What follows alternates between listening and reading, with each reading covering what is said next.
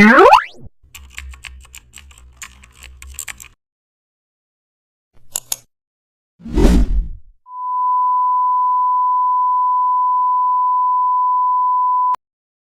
back to the channel. Don't forget to like, share and subscribe for more updates.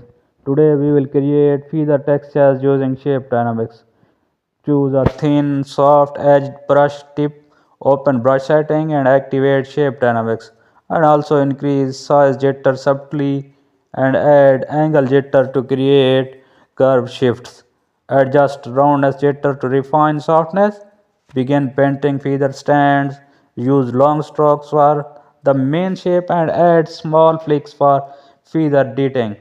Use light pressure for wisp edges and add darker strokes in the middle. Add highlights along the shaft. Build layers for depth. Shape dynamics gives feather a natural softness and that's how you create feather textures.